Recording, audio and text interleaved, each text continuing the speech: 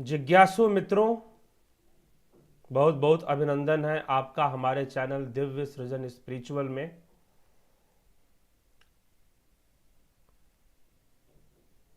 जैसा कि आपको विदित है कि प्रत्येक दिवस रात्रि 9 बजे हम यहाँ पर उपस्थित होते हैं और आज भी यहाँ पर यह चर्चा लेकर उपस्थित हो रहे हैं। तृष्णा का विषय है यह। तृष्णा का इंद्रजाल अष्टावक्र महागीता से इस प्रकरण को लिया जा रहा है और तृष्णा के विषय पर ही आज चर्चा होगी। तो मित्रों, आज का जो विषय है इस पर चर्चा आगे बढ़े। आप सभी का बहुत बहुत अभिनंदन कि आप इस कार्यक्रम से जुड़े हैं, आप इस लाइव सेशन से जुड़े हुए हैं। तो जो भी जुड़े हैं उनका बहुत बहुत अभिनंदन है। जो लोग जुड़े प्रारंभ से जो जुड़े हुए हैं उनके थोड़े से देख ले। चंदन जना जी, तरनजीत सिंह जी, राजू पाल जी, रेणु पांडे जी, अमृतपाल सिंह जी। आपके कमेंट्स प्रश्न बाद में पढ़ लेंगे, ठीक है। गोपाल शर्मा जी, योगेंद्र पंडित जी, अमित पटेल जी, जय श्री कृष्ण जी, वर्षा सचदेव जी, आत्म नमस्ते, देवरतन जी, जय श्री कृष्ण, ओम नमः शिवाय, ओम ओम जी, जय श्री राम, योगेंद्र पंडित जी। सबका बहुत बहुत अभिनंदन है इस कार्यक्रम में। और मित्रों, आज की चर्चा हम आगे बढ़ाएंगे कि तृष्णा का इंद्रजाल क्या है, कैसे यह तृष्णा मनुष्य को कर्मों से, कामनाओं से बांध कर रखती है। हम उस पर चर्चा आज करेंगे। आप जुड़े रहें, बने रहें। विषय को समझने का प्रयास करेंगे कि यह विषय क्या है, तृष्णा क्या विषय है, इंद्रजाल क्या विषय है। तो अष्टावक्र ऋषि कहते हैं, विहाय वैरिणम कामम अर्थम च अनर्थ संकुलम धर्मम अपि एतयो हेतुम सर्वत्र अनादरम कुरु।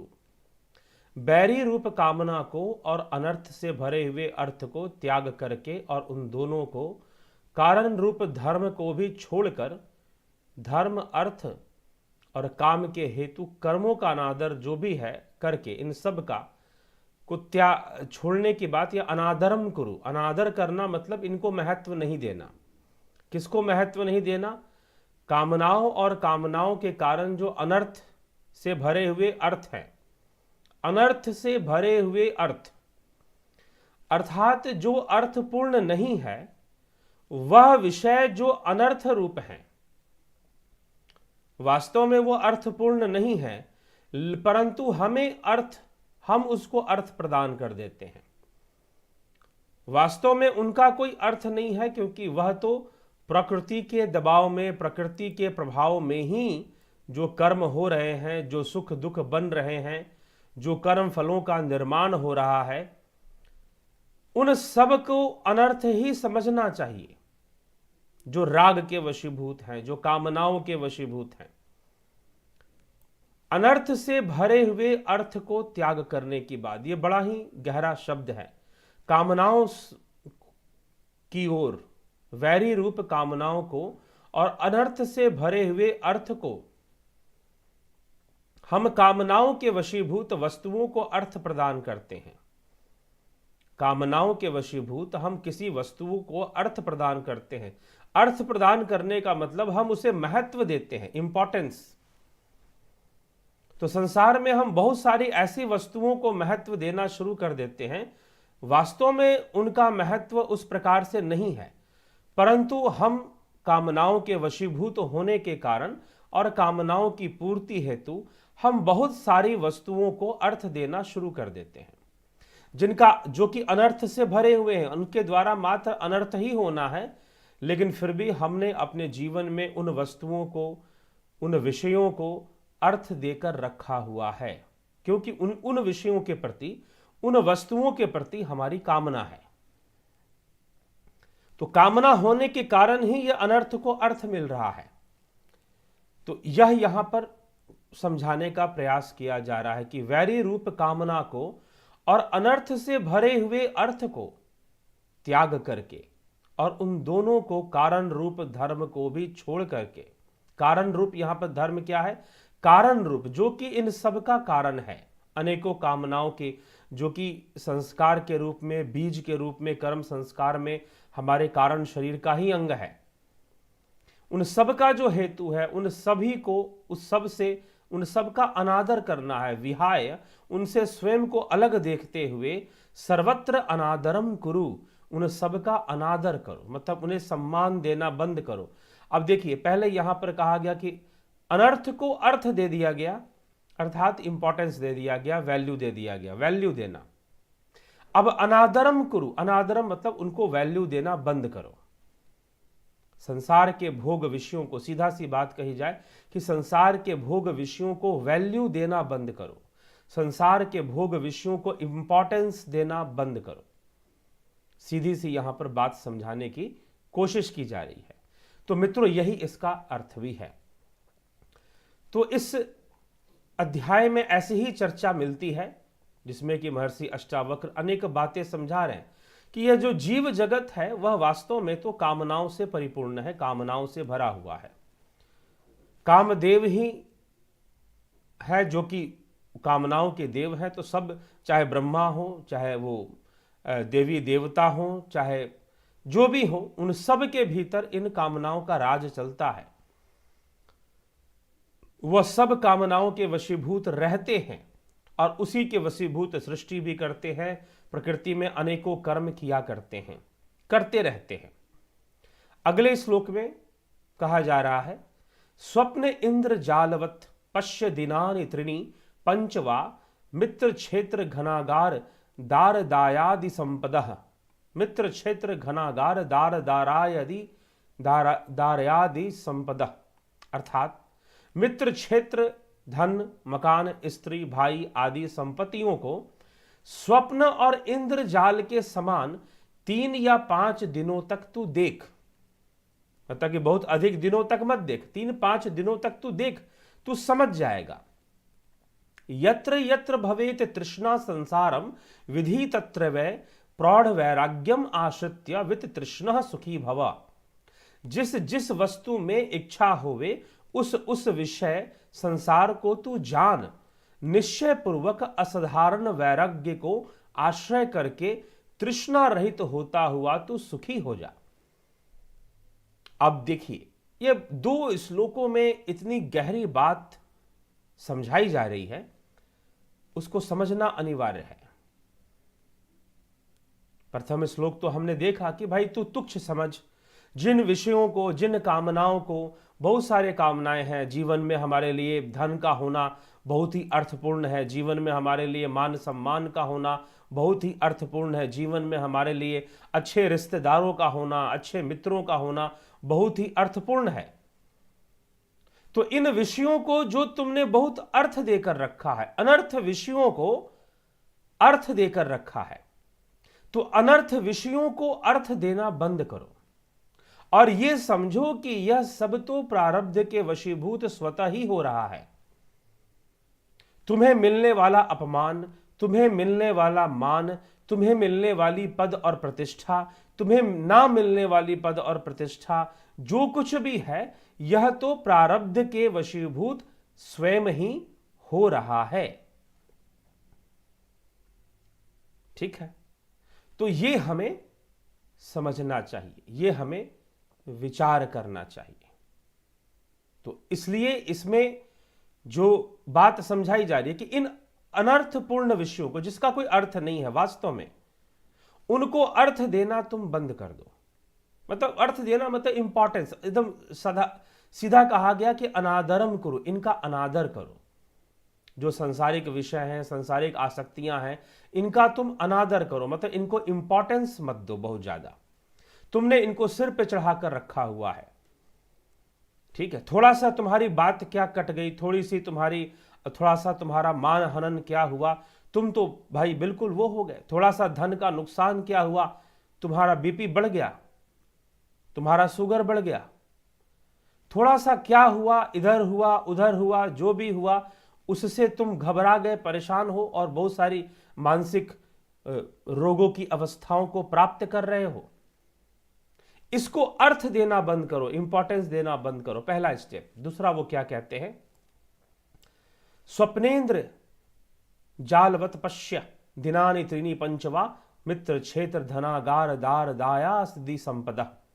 मित्र क्षेत्र धन मकान स्त्री भाई आदि संपत्ति, वहां पर देख धन आ गया, पद आ गया, मकान आ गया, प्रॉपर्टी आ गई, स्त्री भाई जो रिश्तेदारियां हैं हमारी, आदि संपत्तियों को स्वप्न और इंद्रजाल के समान 3 या 5 दिनों तक देख। अब ये यहां पर बड़ी गड़बड़ बात लग रही है।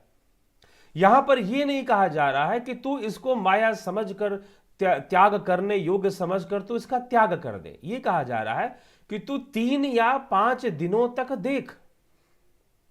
संसार के जो विषय हैं, संसार के जो भोग विषय हैं, संसार की जो कामना युक्त विषय हैं, उनको कब तक देख, 3 या 5 दिनों तक देख।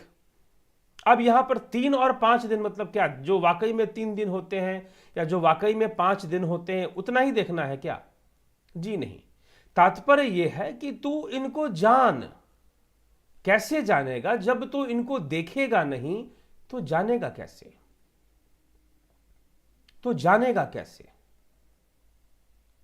तो जब तू इनको देखेगा तो इनकी सच्चाई तुझे जीवन में समझ में आने लगेगी कि यह जो कामनापूर्ण विषय हैं, जिनको हम अर्थ देकर, जो कि अनर्थ हैं, अर्थात उनका कोई अर्थ नहीं है, मीनिंगलेस है, उनको हम अर्थ देकर बैठे हुए हैं, उसको अर्थ नहीं देना चाहिए। यह कब समझ में आएगा? जब तू 3 से 5 दिन तक देखेगा। अब 3 से 5 दिन देखने का मतलब 3 या 5 दिन नहीं होते, मतलब जीवन का कुछ समय इसको समझने में लगाओ, इसको समझने में लगाओ कि भाई यह सब, क्योंकि होता क्या है। अब यहां पर एक गहरी बात है। अब आइए तीसरा श्लोक भी साथ में लेते हैं, उससे और स्पष्ट हो जाएगा। महर्षि अष्टावक्र कहते हैं, यत्र यत्र भवेत तृष्णा संसारम विधि तत्र वै प्रौढ़ वैराग्यम आश्रित्य वित तृष्ण सुखी भव। जिस जिस वस्तु में इच्छा होने उस विषय संसार को तू जान। यहां पर कहा जा रहा है संसारम विधि। यहां पर यह नहीं कहा जा रहा कि जिस जिस विषयों में तेरी इच्छा है या तेरी कामना है तो उसका त्याग कर दे, नहीं, तो उसको जान। जानने की बात कही जा रही है। एक है भोगों को भोगना, एक है विषयों को भोगना, जिसमें श्री कृष्ण कहते हैं ध्यायतो विषयान पुंसः संगस्तेषु उपजायते संगात संजायते काम कामादो क्रोधो अभिजायते। ध्यायतो विषयान पुंसः संगस्तेषु उपजायते, ध्यायतो विषयान पुंसः, कि विषयों का ध्यान करने से कामना उत्पन्न हो जाती है, भोग की इच्छा उत्पन्न हो जाती है कि मुझे फलाना भोग विषय मिलना चाहिए। तो अब यहां पर एक शब्द का प्रयोग हो रहा है कि जिस जिस वस्तु में तेरी इच्छा होवे तू उसको जान ले, तू उसको भोग ले, ऐसा नहीं कहा जा रहा, लेकिन तू उसको जान जरूर। तू उसके सत्य को जान ले। अगर तेरा ध्यान, अगर तेरी आसक्ति स्त्री के विषय में है, अगर तेरी आसक्ति भोज्य विषयों में है, अगर तेरी आसक्ति मान प्रतिष्ठा पदवी प्रतिष्ठा में है, अगर तेरी आसक्ति प्रॉपर्टी में है, धन दौलत और प्रॉपर्टी जो होता है उसमें अगर तेरी आसक्ति है, तो तू उन विषयों को सही से जान ले। तू उन विषयों को भोग मत। यहां पर बड़ी सोच समझकर शब्दों का प्रयोग महर्षि अष्टावक्र कह रहे हैं कि जिस जिस वस्तु में इच्छा होवे उस विषय को, संसार को तू जान ले। तू 3 से 5 दिन तक देख ले। निश्चय पूर्वक असाधारण वैराग्य को आश्रय करके तृष्णा रहित होता हुआ सुखी हो। असाधारण वैराग्य, प्रौढ़ वैराग्यम। अब देखिए यहां पर एक शब्द का प्रयोग हो गया, प्रौढ़ वैराग्यम। प्रौढ़ वैराग्य और वैराग्य में क्या अंतर है, यह भी जानना बहुत जरूरी है। आज की चर्चा बहुत ही गंभीर है और बहुत गहराई में है। स्पष्ट होगा। अगले श्लोक को हम देखते हैं, और भी स्पष्ट होगा। क्या कहते हैं? तृष्णा मात्रात्मक बंध तन्नाश मोक्षम उच्यते भवा संसक्ति। जिज्ञासु मित्रों, व्यवधान आया काफी, कोई बात नहीं, अब व्यवधान खत्म हो चुका है। आप जुड़े रहें, बने रहें। अब शुरू हो चुका है, कोई दिक्कत वाली बात नहीं है, अब चलेगा लाइव।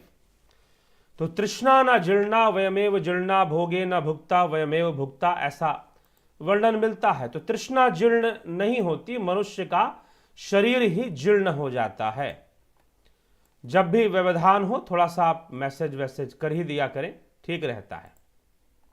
चलिए, तो महर्षि अष्टावक्र क्या कह रहे हैं अगले श्लोकों में, इसी अध्याय के अंदर 10वें प्रकरण के अंदर ही। तृष्णा मात्र स्वरूप बंधन है, उसका नाश मोक्ष कहा जाता है। संसार में असंग होने से बारंबार आत्मा की प्राप्ति और तृप्ति होती है। तृष्णा मात्रात्मक बंधम तनाश मोक्ष उच्यते भवा संसक्ति मात्रेन मुहु मुहु प्राप्ति तुष्टि, अर्थात आत्म तत्व की प्राप्ति होती है।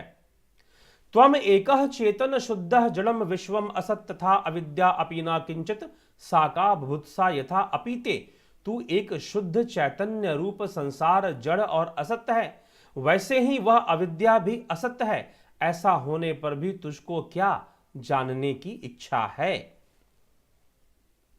ठीक है, तू तो एक शुद्ध चैतन्य रूप है, संसार जड़ और असत है, वैसे ही वह विद्या भी असत है। ऐसा होने पर तुझको और क्या जानने की इच्छा है? भाई क्या जानना चाहता है? इस संसार में रहकर व्यक्ति बहुत कुछ जानना चाहता है। सुख, दुख और ज्ञान, ये तीन बंधन हैं। सुख की कामना, दुखों से भागना और ज्ञान, इसमें जीव फंसा रहता है कि वो बहुत सारा ज्ञान प्राप्त कर लेगा। राज्यम सुताकल्त्राणि शरीरानि सुखानि च संसक्तस्य अपि नष्टानि तव जन्मनि जन्मनि, अर्थात राज्य, लड़के, स्त्रियां, शरीर और सुख आसक्त पुरुष के नष्ट हुए हैं, और तेरे भी ये सब हर एक जन्म में नष्ट हुए हैं। अब बता रहे हैं जानना क्या है। देखिए, यहां पर ये जो चर्चा की गई कि जानना क्या है, जानने का विषय कि राज्य, लड़के अर्थात पुत्र, सुता, राज्यम सुता कल्त्राणी, अर्थात राज्य, पुत्र और स्त्रियां, शरीर और सुख आसक्त पुरुष के नष्ट हुए हैं, और तेरे भी तो ये सब हर जन्म में नष्ट ही हुए हैं भाई। यही तो जानने का विषय है। तो महर्षि अष्टावक्र जो कह रहे हैं प्रारंभ में, प्रारंभ के दूसरे श्लोक और तीसरे श्लोक के अंदर जो वो कह रहे हैं कि स्वप्न इंद्र जालवत पश्य दीनानी की, अर्थात इस संसार को तो इंद्र जाल के समान समझ। मित्र, क्षेत्र, धन, मकान, स्त्री, पद, भाई आदि संपत्तियों को भी स्वप्न और इंद्र जाल के समान 3 या 5 दिनों तक तू देख। इस श्लोक का अर्थ यह है, स्वप्न इंद्र जालवत पश्य दीनानी त्रिणी पंचवा मित्र, क्षेत्र, धनागार, दार, दायादि संपदः। इन सभी वस्तुओं को, मित्र है, क्षेत्र है, भूमि है, प्रॉपर्टी है, घर है, मकान है, धन है, मान है, सम्मान है, पदवी है, प्रतिष्ठा है, इन सभी संपत्तियों को तू स्वप्न और इंद्र जाल के समान समझ। ये इंद्रियों का जाल मात्र है, इंद्र जाल के समान समझ, और इन्हें 3 या 5 दिन तक देख।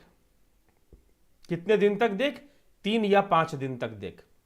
फिर तीसरे में, यत्र यत्र भवेत तृष्णा संसारम विधि तत्र वै प्रौढ़ वैराग्यम आश्रित्य वित तृष्ण सुखी भव। जिस जिस वस्तु में इच्छा होवे उस विषय संसार को तू जान, निश्चय पूर्वक असाधारण वैराग्य को आश्रय करके तृष्णा रहित होता हुआ सुखी हो जा।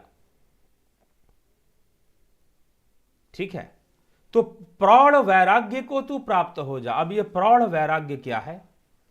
और फिर यहां पर कहा गया कि जिस जिस वस्तु में इच्छा होवे उस विषय संसार को तुझे जानना चाहिए, तुझे जानना चाहिए। यह बहुत ही गंभीर विषय है। जानने से क्या होगा? प्रौढ़ वैराग्य आएगा। एक है वैराग्य और एक है प्रौढ़ वैराग्य।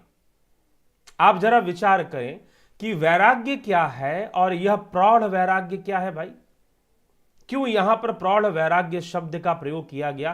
प्रौढ़ कहने का मतलब मैच्योर, परिपक्वता। एक परिपक्व वैराग्य है और एक क्या है? नारी मुई घर संपत्ति नासी, मूंड मुडाय भय सन्यासी। एक वैराग्य होता है शमशानी वैराग्य। शमशान घाट में गए, किसी परिजन या किसी रिश्तेदार की अगर दिवंगत वो हो जाते हैं, देह त्याग देते हैं, तो उन दिवंगतों के जो अंतिम संस्कार हैं, उनका जो दाह संस्कार में जब हम शमशान में जाते हैं, उस समय भी हमारे अंदर एक वैराग्य उत्पन्न हो जाता है। वह भी एक वैराग्य है। तो वह क्षणिक वैराग्य है। शमशान के अंदर आदमी जब तक है तब तक वैराग्य है, फिर बाहर आया, अपने खाने पीने में मस्त हो गया, भोगों को भोगने में फिर से लिप्त हो गया और तरह तरह के तर्क देना शुरू कर दिया कि भोगों को यही सही है। ठीक है, तो यह जो वैराग्य है शमशानी वैराग्य है। जीवन में किसी को दुख आ गया तो हमें संसार निस्सार लगने लगा, जीवन में थोड़ी असफलता मिल गई तो हमें निस्सार लगने लगा, जीवन में निराशा मिल गई तो हमें निस्सार लगने लगा संसार। यह जो है यह क्षणिक वैराग्य है, मिथ्या वैराग्य है, प्रौढ़ वैराग्य नहीं है। अब यहां पर महर्षि कुछ समझाना चाहते हैं, बहुत गूढ़ है यह विषय। अब ध्यान रखिएगा, यहां पर एक उपदेश नहीं दिया जा रहा कि तू घर छोड़ दे। क्या कहा जा रहा है? बड़ी ही रहस्यमयी शब्दों का प्रयोग, अत्यंत रहस्यमयी शब्दों का प्रयोग यहां पर हुआ है। अगर समझ जाएंगे तो बहुत बड़ी बात समझ जाएंगे। दूसरे श्लोक में महर्षि कह रहे हैं कि मित्र, क्षेत्र, धन, मकान, स्त्री, भाई, पद, मान, प्रतिष्ठा, जो कुछ भी है आदि संपत्तियों को तू स्वप्न और इंद्रजाल के समान 3 या 5 दिनों तक देख। वो ये नहीं कह रहे कि इसका त्याग कर दे, वह कह रहे हैं कि इन विषयों को तू 3 या 5 दिनों तक देख। ये कौन सी बात हुई भाई? या तो कहो कि इन विषयों का त्याग कर दे, जी नहीं, वह कह रहे हैं इनको तू स्वप्न इंद्रजालवत पश्य दिनानि त्रिनी पंच, अर्थात 3 और 5 दिनों तक इन विषयों को तू देख। मित्र है, क्षेत्र है, धन है, वैभव है, ऐश्वर्य है, संसार है, स्त्री है, भाई है, पुत्र है, पद है, मान है, प्रतिष्ठा है, घर है, मकान है, इन सभी विषयों को तू 3 या 5 दिनों तक देख। 3 या 5 दिनों तक देख ले भाई। क्यों नहीं देखेगा? इतना तो देख ही लेना चाहिए, सबको देख लेना चाहिए। फिर वो कहते हैं कि यत्र यत्र भवे तृष्णा संसारम विधि तत्रैव प्रौढ़ वैराग्यम आश्रित्य वित तृष्णा सुखी भव। तो अब क्या करना है? अब वो कह रहे हैं कि जिस जिस वस्तु में इच्छा होवे उस विषय को, संसार को तू जान, विधि पूर्वक जान ले, निश्चय पूर्वक प्रौढ़ वैराग्यम, एक विशेष वैराग्य, एक परिपक्व वैराग्य को तू प्राप्त हो जाएगा। अब 2 प्रकार का वैराग्य है। एक तो पूर्ण वैराग्य जो है वह तो मोक्ष ही है। यहां पर बात की जा रही है प्रौढ़ वैराग्य की। पूर्ण वैराग्य तो अपने आप में मोक्ष की अवस्था में ही ऐसा संभव है कि लेश मात्र भी राग ना हो। राग का ना होना ही वैराग्य है, राग का ना होना ही वैराग्य है। अगर विषयों में राग बना हुआ है, आसक्ति बनी हुई है, तो उसे हम राग कहेंगे, अनुराग कहेंगे, प्रेम राग कहेंगे। लेकिन जब वह राग ना रहेगा तो वह वैराग्य होगा। तो पूर्णतः तो मोक्ष स्वयं, कैवल्य स्वयं ही वैराग्य की अवस्था मानी जाएगी। ठीक है, लेकिन महर्षि यहां पर समझाने में यह नहीं लगे हुए हैं, वह प्रौढ़ वैराग्य को समझा रहे हैं। यह प्रौढ़ वैराग्य क्या है? प्रौढ़ वैराग्य अर्थात विषयों को जानकर, समझकर, उन्हें अर्थहीन समझकर उनका त्याग कर देना। एक है बिना जाने त्याग कर देना, एक है बिना जाने त्याग कर देना, और एक है जानकर, समझ कर 3-5 दिन देख कर वैराग्य की अवस्था को प्राप्त होना।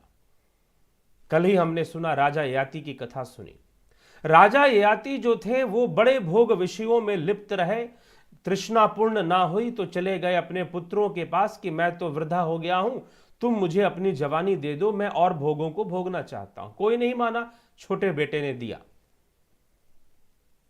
फिर बाद में भोगों को भोगते हुए आया कि मैं तो बहुत अनर्थ कर रहा हूं, कब तक मैं तो सोच रहा था कि मेरे भोग पूर्ण हो जाएंगे, मेरी तृष्णा खत्म हो जाएगी, मेरी भूख मिट जाएगी, परंतु यह भोग तो इस प्रकार से हैं जैसे अग्नि के अंदर घी डाला जाए तो वह अग्नि बढ़ती है, घटती नहीं है। भोगों को जितना भोगो, भोगों को भोगने की इच्छा और जो आदत है वो बिगड़ती जाती है, वह आदत बिगड़ती जाती है। ऐसा होता कि भोगों को भोग लेने के बाद पुनः भोगों को भोगने की इच्छा ही पैदा ना होती, परंतु ऐसा तो नहीं हो रहा है, हो तो उल्टा रहा है।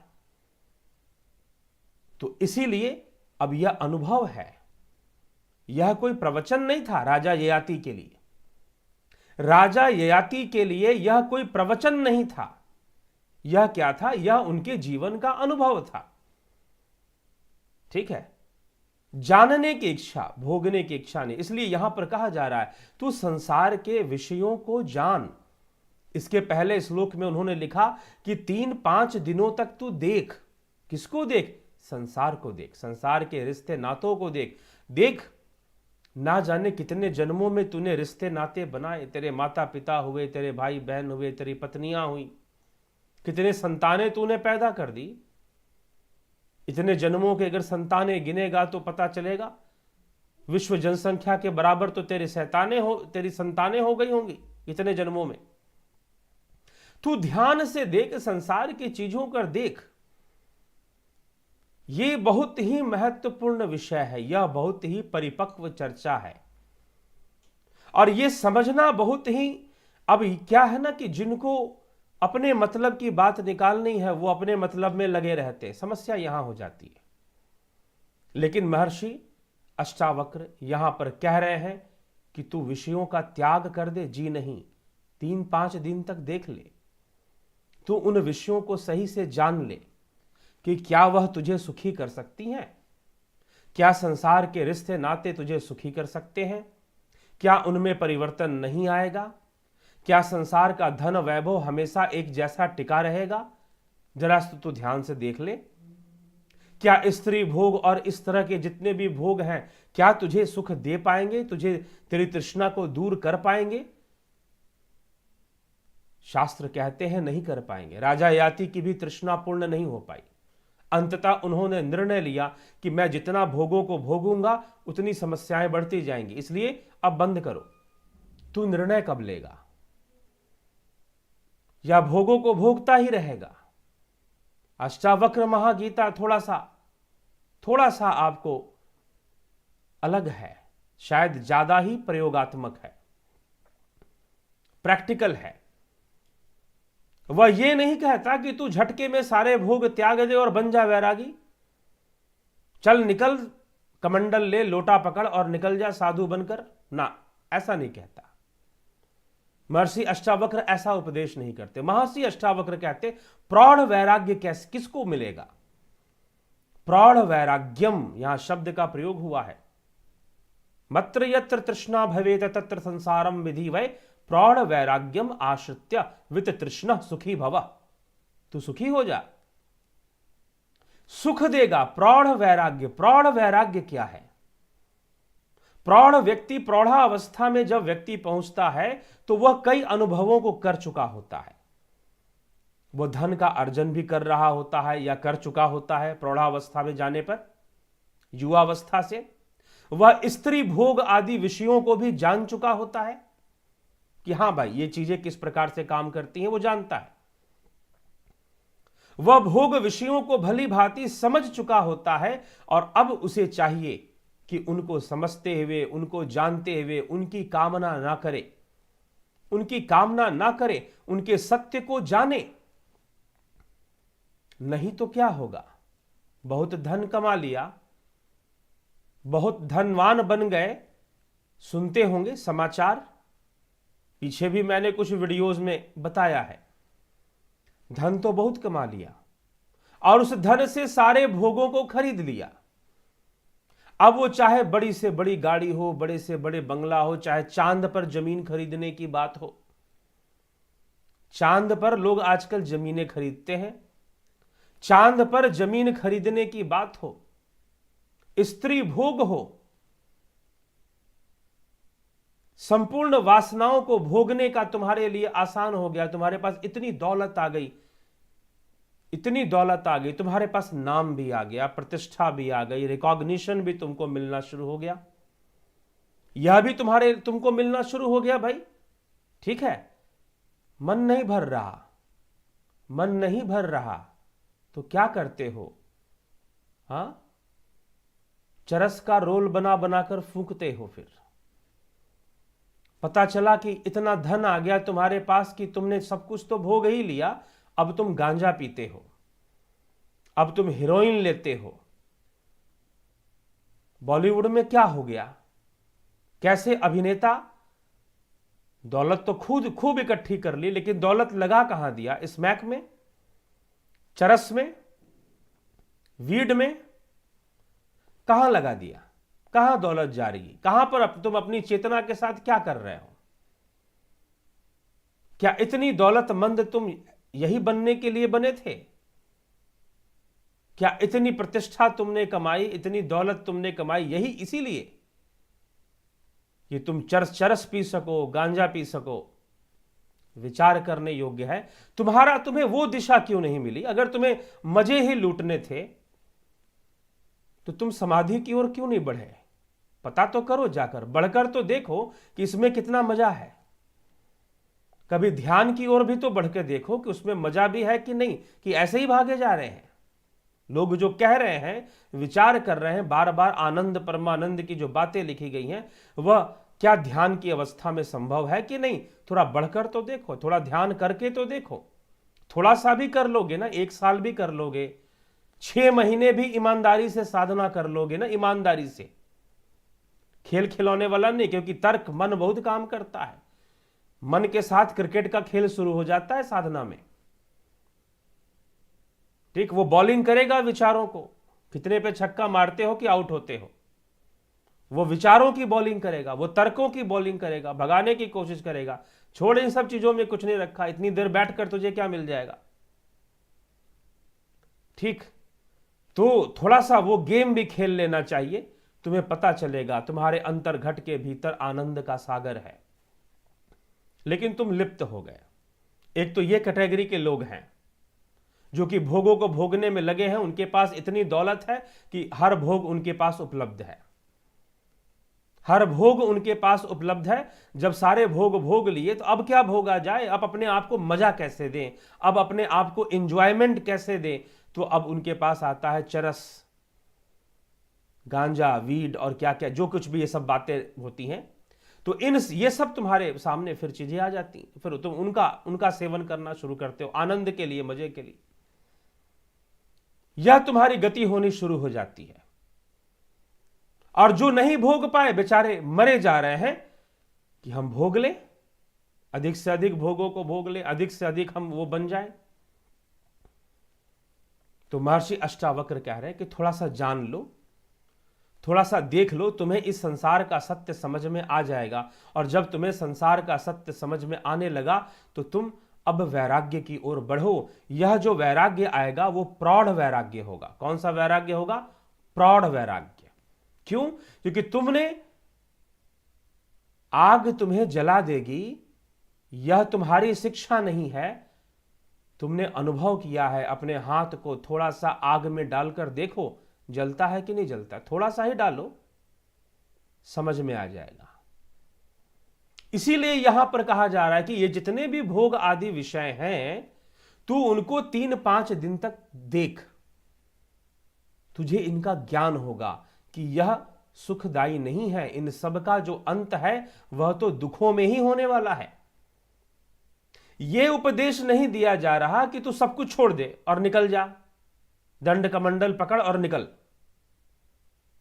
जैसे कि कई जगहों पर डरा दिया जाता है कई आश्रमों में भाई एकदम टाइट रहना है, गुरुजी ने डरा दिया, शिष्यों के ऊपर नियम तो लागू कर दिए, लेकिन प्रकृति के खेल। अब शिष्य बेचारा, दुनिया उसने देखी नहीं, जिस उम्र में उसे गृहस्थ जीवन में प्रवेश करना था वो तो बनने चला ब्रह्मचारी।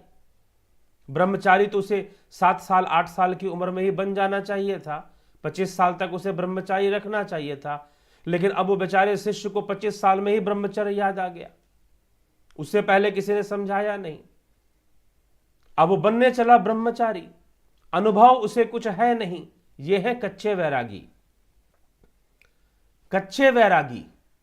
और एक होता है प्रौढ़ वैरागी, जो अनुभवी है, उसे पता है, उसे पता है। एक होता है कि हम खाने पर संयम करते हैं जबरदस्ती, और एक होता है कि हमने भोजन किया है बहुत अच्छे से, हमने पहले खा पी कर देखा है, अरे भाई इतना खाते थे शरीर बिगड़ जाया करता था, तो हमने एक समझदारी से अपने खाने की प्रवृत्ति पर नियंत्रण लाना शुरू कर दिया। वैसे ही संसार के हर भोग विषय के प्रति, चाहे वह काम भोगों की बातें हो, काम वासनाओं की बातें हो, या फिर धन एकत्र करने की लालच लोभ हो, मान प्रतिष्ठा और पद एकत्र करने का लालच लोभ हो, इन सब के प्रति वैराग्य। कौन सा वैराग्य? प्रौढ़ वैराग्य। प्रौढ़ वैराग्य का आना जरूरी है, क्योंकि प्रौढ़ वैराग्य जो होगा वो पक्का होगा, वो मैच्योर होगा। ठीक है, जो प्रौढ़ वैरागी मतलब जिसने अपने जीवन में संसार के भोग विषयों को देख लिया, 3-5 दिन रहकर या 3-5 वर्ष रहकर देख लिया, जान लिया कि यह जो विषय है सुख की तरह भासते तो जरूर हैं, लेकिन सुखी नहीं करते। अगर यह विषय सुखी कर देते तो इन पैसे वालों को चरस पीने की जरूरत नहीं पड़ती, वह अपने धन से ही सुखी हो गए होते, उन्हें गांजा लेने की जरूरत ना पड़ती, उन्हें वीड लेने की आवश्यकता ना पड़ती। फिर यह सुनने को नहीं आता कि एक बहुत बड़े कंपनी का मालिक डिप्रेशन का शिकार हो गया। सुना होगा आपने रेमंड के मालिक के बारे में, एक न्यूज आई थी, यह सुनने को ना मिलता। तो प्रौढ़ वैराग्य, प्रौढ़ वैराग्य मतलब कि वह वैरागी है, प्रौढ़ वैराग्य वह वैरागी है राजा ययाति की तरह, जिसने भोगों को भोगा जरूर है लेकिन उसमें लिप्त नहीं हुआ, उससे निकल लिया और भोगों की पूर्ण प्रकृति को समझ लिया। अन्यथा जो जबरदस्ती का वैराग्य है वह एक दिन फिर से गिरा देगा। प्रकृति के अंदर इतनी क्षमता है, किसी बहाव में, किसी प्रवचन में, किसी व्यक्ति से हम प्रभावित हो गए और ब्रह्मचर्य का पालन करना चाहिए, इस बात पर हम टिक गए और करने भी लगे, लेकिन बाद में पता चलेगा उम्र बढ़ने पर थोड़ी सी कि भाई कहीं गलती तो नहीं कर रहे। पता चला कि जिस माया से भागना चाहते थे, जिस आकर्षण से भागना चाहते थे, वो आकर्षण भूत बनकर तुम्हारे दिमाग में घूमता रहता है। जिस आकर्षण से तुम भागना चाहते थे वह आकर्षण भूत बनकर तुम्हारे दिमाग में घूमता रहता है। तुम ऐसी अवस्था को अगर प्राप्त होते हो तो तुम कभी वैरागी नहीं हो पाओगे, तुम तो मिथ्याचारी ही हो पाओगे। जिसे श्री कृष्ण कहते हैं मिथ्याचारी है वो, जिसके ऊपर जो कि किसी प्रकार के भोगों को तो नहीं भोग रहा, लेकिन सारे भोग उसके दिमाग में घूम रहे हैं, प्रेशर बनाए हुए हैं, कुंठा में जीवन जी रहा है। तुम कभी भी प्रौढ़ वैराग्य को प्राप्त नहीं कर पाओगे। इसलिए महर्षि अष्टावक्र यहां पर कह रहे हैं कि तू क्या कर, 3 या 5 दिनों तक अर्थात जीवन के कुछ समय तक इनको देख लो, देख लो।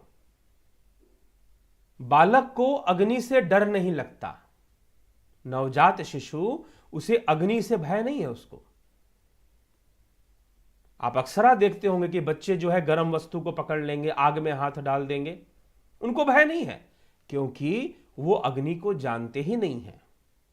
लेकिन थोड़ा सा किसी दिन जल गई, अंगुली जल गई, गर्मी लग गई, हाथ में फफोले थोड़े से पड़ गए, बच्चा समझ गया, जिंदगी भर के लिए उसको शिक्षा मिल गई, भाई ये तो अग्नि है, ये तो अग्नि है, जला देगी, दूर रहो। ठीक है। और ना जब तक समझाते रहो देखेगा कि हाँ भाई कोई नहीं देख रहा है तो नहीं अग्नि में हाथ डालेंगे, नहीं पकड़ेंगे, चूल्हे पे चढ़ी हुई कढ़ाई को नहीं पकड़ेंगे। आपने तो समझ गए कि बेटा समझ गया है, मैंने इसको मना कर दिया है, लेकिन उसका अनुभव अभी नहीं हुआ है, और किसी दिन आप इधर उधर हुए कि डाल दी उसने कढ़ाई पर हाथ अपना, थोड़ा सा जो जलना था वो बहुत ज्यादा ही जल जाएगा, थोड़ा सा जो नुकसान होना था कुछ ज्यादा ही नुकसान हो जाएगा। फिर अगर थोड़ा सा अनुभव लेकर वह जान जाता है, चीजों को समझ लेता है, तो फिर उसको प्रौढ़ वैराग्य, उसको कोई आसक्ति, राजा याति अप्सराओं के संग रहकर सुखों को भोग कर जो सुख राजाओं को, देवताओं को प्राप्त होता है, इंद्र आदि, वो सुख उन्होंने मनुष्य जीवन में ही प्राप्त किया। भोगों को, विषयों को और देखकर देखा कि यह तो दुख का कारण है। अत्यधिक भोगों में लिप्त रहना यह तो दुख का कारण बन रहा है, यह तो दुखी होने का कारण बन रहा है। अत्यधिक भोगों में लिप्त होना यह ठीक नहीं है, यह उचित नहीं है। इस प्रकार का विचार उनके मन में आ गया, इस प्रकार का संकल्प उनके मन में बन गया, और उन्होंने निश्चय कर लिया कि मैं भोगों को त्याग दूंगा। राजा भर्तृहरि, राजा भर्तृहरि की बात चल रही थी। उनकी तीन तीन पत्नियां, लेकिन तृष्णा खत्म नहीं हुई। पत्नियों से इतना मोह की पूछो मत, अत्यंत मोह से ग्रसित पत्नियों के प्रति अत्यंत मोह से ग्रसित। फिर किसी दिन उनको पता चला कि उनकी एक पत्नी जो है वह किसी और से प्रेम करती है। वह दुखी हो गए, फिर सोचने लगे, विचारने लगे, क्या मैं अपना जीवन इसी तरह से व्यतीत करूंगा? क्या मैं अपना जीवन स्त्री के मोह में व्यतीत करूंगा? क्या मैं अपना जीवन मान, प्रतिष्ठा, पद, इन्हीं सब चीजों में व्यतीत करूंगा? मैं इन सब चीजों के चक्कर में अपने आप से बहुत दूर हो गया हूं। मैं स्वयं से बहुत दूर हो गया हूं, स्वयं से दूर जा रहा हूं। आदमी अपने आप से ही दूर हो जाता है, यही उसकी समस्या है। वह भोगों में इतना लिप्त हो जाता है कि वह स्वयं से दूरी बना लेता है, स्वयं से ही दूर हो जाता है। अब समझ में आ गया कि नहीं, बहुत हो गया, अब स्टॉप, रोको इसे, अब रोकना पड़ेगा।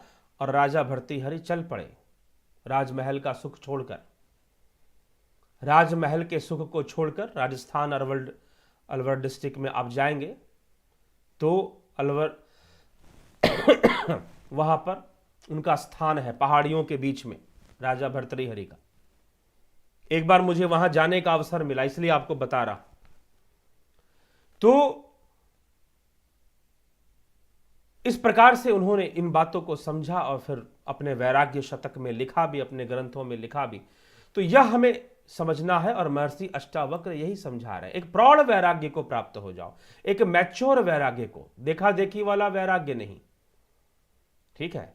प्रौढ़ वैराग्य को प्राप्त होना तभी संभव है जब तुम्हें भोगों का अनुभव भी हो। इसलिए एक सिस्टम में, हमारे सिस्टम बनाया गया ब्रह्मचर्य, गृहस्थ, वानप्रस्थ और सन्यास का। ब्रह्मचर्य, गृहस्थ, वानप्रस्थ और सन्यास का एक सिस्टम बनाया गया। उस सिस्टम को समझना चाहिए, ऐसा सिस्टम क्यों बनाया गया है। तो हम उसको जानेंगे भली भांति, तो उसके अनुसार बरतेंगे, तो निश्चय ही हम उचित वैराग्य को प्राप्त कर पाएंगे। तो महर्षि कहते हैं कि तृष्णा मात्र स्वरूप बंधन है। यह जो तृष्णा है वही तो बंधन है, उसका नाश हो जाना मोक्ष कहलाता है। संसार में असंग होने से बारंबार आत्म अनुभूति होती है, आत्म उपलब्धि होती है, स्वयं की प्राप्ति होती है। हम स्वयं को, स्वयं के स्वरूप को प्राप्त करते हैं। फिर आगे महर्षि कहते हैं, त्वम एकः चेतन शुद्ध जड़म विश्वम असत तथा अविद्या अपि न किंचित साका बुभुत्सा तथा अपीते। तू एक शुद्ध चैतन्य रूप है, तू शुद्ध चैतन्य रूप है। संसार जड़ और असत्य है, वैसे ही वह अविद्या भी असत्य है। ऐसा होने पर तुझको क्या जानने की इच्छा है? कितना संसार को जानेगा? जितना जानना था तूने जान लिया, तूने भोगों को भोग लिया, तूने 3 से 5 दिन देख लिया कि यह संसार एक चक्रीय व्यवस्था में घूम रहा है। भोग भी अंत में दुख को प्राप्त कराते हैं। प्रारंभ में वो सुखी नजर आते हैं, बाद में दुख देते हैं। वह प्रेय मार्ग है, वह प्रवृत्ति मार्ग है। तू निवृत्ति की ओर आगे बढ़। अब तू निवृत्ति की, निवृत्ति अर्थात वृत्तियों से मुक्ति की ओर आगे बढ़। ऐसा उपदेश। राज्यम सुता कलत्राणी शरीरानी सुखानी च, राज्य, लड़के, पुत्र, स्त्रियां, शरीर और सुख आसक्त पुरुष के नष्ट हुए हैं, और तेरे भी यह सब एक जन्म में नष्ट हुए हैं। जो आसक्ति के वशीभूत है उनके भी सारे पुत्र, स्त्रियां, रिश्तेदारी, घर आदि सब नष्ट हो ही जाते हैं भाई, सबके सब नष्ट हो जाया करते हैं, और तेरे भी कई जन्मों में नष्ट हुए हैं, तो इस जन्म में बचा रहेगा, ऐसा कैसे संभव है? ठीक है। अलम अर्थेन कामेन सुकृतेन अपि कर्मणा एभ्य संसार कांतारे न विशंताम अभूत मनः। अर्थ करके, कामना करके, सुकृत कर्म करके भी बहुत हो चुका। तूने बहुत पुण्य कमाए, बहुत अच्छे अच्छे तूने कर्म भी किए, तू पुण्य कमाने में भी आसक्त रहा, क्योंकि पुण्यों के कारण तेरी मान प्रतिष्ठा बढ़ जाती है, चार लोग तुझे इज्जत देते हैं, सम्मान देते हैं। पुण्यों के कारण तूने अनेक कर्म किए, तू बहुत कुछ कर चुका। इन तीनों से संसार रूपी जंगल में चित्त शांत होता है क्या? कभी नहीं होता, कभी नहीं होता। इसलिए यहां पर कहा गया विश्रांतम अभूत मनः। अर्थ करके, कामना करके, सुकृत कर्म करके भी बहुत हो चुका है, बहुत देख चुका। तूने अच्छे कर्म भी किए, पुण्य। अब तू अपनी ओर देख, तूने संसार की ओर बहुत देखा, क्या मिला तुझे? तूने क्या प्राप्त कर लिया? क्या तूने प्राप्त कर लिया? इन तीनों से संसार रूपी जंगल में चित्त शांत होता है क्या? हो पाता है चित्त शांत? नहीं होता, नहीं हो पाता। ठीक है। न पश्यति च जन्मांध कामांधो नैव पश्यति मदोन्मता, न पश्यन्ति हरति दोषम न पश्यति। जन्म के अंधों को, कामातुर को, मदिरा करके उन्मत्त को और धन के अर्थी को कुछ नहीं दिखता। जो इन सब चीजों में, इन तृष्णाओं में है, उसे दिखाई नहीं देता। कृतम ना कति जन्मानि कायेन मनसा गिरा दुखम आया सदम कर्म तत् अध अपि उपरम्यताम। कितने जन्मों तक शरीर करके, मन करके, वाणी करके दुख देने वाला, परिश्रम करने वाला, कर्म करने वाला क्या नहीं किया गया? ऐसा वह कर्म अब तो उपराम किया जावे। मन में चिंतन करो कि भाई तुमने इतने जन्मों में क्या क्या नहीं किया, कितने जन्मों तक, कति जन्मानि कायेन मनसा, कितने जन्मों तक शरीर करके तूने शरीर को प्राप्त हुआ, मन को प्राप्त हुआ, वाणी को प्राप्त हुआ, और दुख देने वाला, सुख देने वाला अनेक भोगों को तू भोग चुका है, और इस जन्म में भी तू भोगों को भोग ही रहा है। ठीक है। कितने जन्मों तक तूने यही सब कर्म किया है, और क्या नहीं किया गया? तूने बहुत कुछ कर दिया। ऐसा वह कर्म अब तो है ही नहीं, तू तो सब कुछ कर रहा है, और बार बार उन्हीं कर्मों को तो रिपीट कर रहा है। हर जन्म में तू भोगों को भोगने के लिए शरीर धारण कर रहा है, और भोगों में लिप्त हो जा रहा है। भोग तो लिया भाई, क्या मिल जाएगा तुझे? यह तो मृग तृष्णा के समान है, मृग मरीचिका के समान है, कि मृग जो है रेगिस्तान के अंदर जब रेत में दौड़ता है तो उसे पानी दिखाई देता है, भागता है कि मैं पूर्ण सुखी हो जाऊंगा, मुझे बहुत अच्छा भोजन मिल जाएगा, मुझे बहुत सुंदर स्त्री मिल जाएगी, मुझे बहुत अच्छा जो है भोग विषय प्राप्त हो जाएंगे, जो ये सब जो मुझे प्राप्त हो जाएंगे। तू इन सब विषयों को तो भोगता ही रहता है अनेक जन्मों में। अब उपराम किया जावे, आया सदम, अर्थात अब विराम दो, अब ठहरो, अब रुको। तुमने जान लिया, कई जन्मों से तुम करते हुए आ रहे हो, इस जन्म में भी 3-5 दिन देख लो। देखना जरूरी है, नहीं देखोगे तो मन में भूत चलता रहेगा, मन में उसका भूत घूमता रहेगा। इस जन्म में भी देख लो, थोड़ा सा तुम उन विषयों को जान लो। जानने की बात कही गई, देखने की इसीलिए बात कही जा रही है। इसलिए नहीं कहा जा रहा है कि तुम भोगों को भोगो, भोगों को भोगने का उपदेश नहीं दिया जा रहा है। तुम भोग विषयों के सत्य को जान लो, तुम भोग विषयों के सत्य को सही से देख लो, जान लो, समझ लो। अब विराम करो। अब क्या करो? अब इसका विराम लगाओ। इस पर आया सदम, तुमने देख लिया इंद्रियां कैसे ललायित रहती हैं, कैसे तृष्णा युक्त रहती हैं, कैसे दुखी रहती हैं। तुमने देख लिया, तुमने जान लिया। अब क्या करो? अब विराम करो। 10वें प्रकरण का ये आखिरी श्लोक में, आज पूरे व्याख्यान में अष्टावक्र महागीता के 10वें प्रकरण का श्लोक हमने लिए हैं। तो वो आखिरी श्लोक में कहते हैं, तो बड़ी सुंदर चर्चा है, हम फिर से सारे श्लोकों को देख लेते हैं, बड़े ही मार्मिक श्लोक हैं ये। ठीक, एक बार सीक्वेंस में समझ लेंगे तो बहुत ही अच्छा होगा। आइए, प्रथम श्लोक में क्या कहते हैं, एक डायलॉग, एक कहते हैं ना बात को रखना, एक एक श्लोक अपने आप में समझ लीजिए कि ठोका जा रहा है, बताया जा रहा है। विहाय वैरिणम कामम अर्थम च अनर्थ संकुलम धर्मम अपि एतयो हेतुम सर्वत्र अनादरम कुरु। बैरी रूप कामनाओं को और अनर्थ से भरे हुए अर्थ को त्याग करके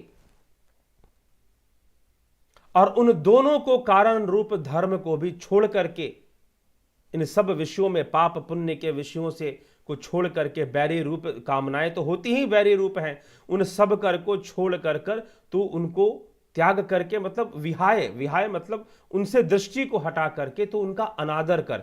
ऐसे विषयों को, कामनाओं के विषयों को जो कि अनर्थ है, तो उन्हें उसको अर्थ दे दिया है, उनको वैल्यू देना बंद करो। पहला स्टेप, वैल्यू देना बंद करो।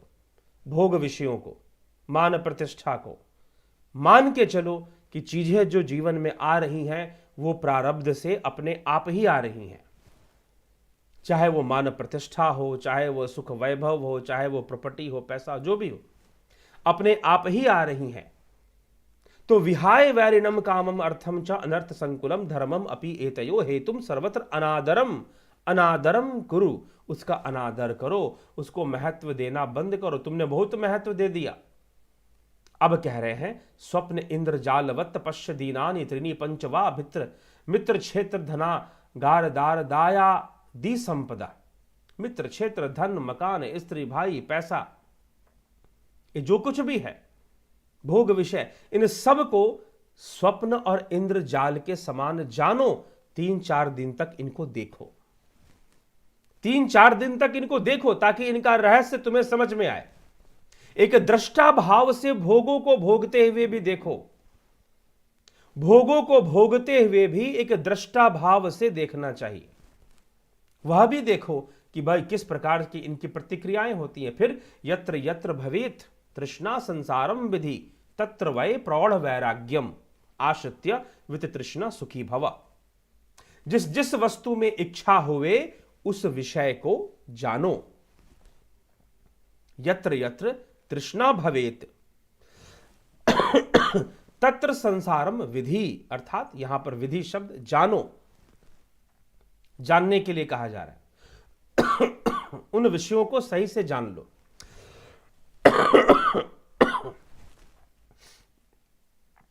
तो जिस जिस वस्तु में इच्छा होवे उस विषय संसार को तू जान ले, और जानने से क्या होगा, प्रौढ़ वैराग्य को तू प्राप्त होगा।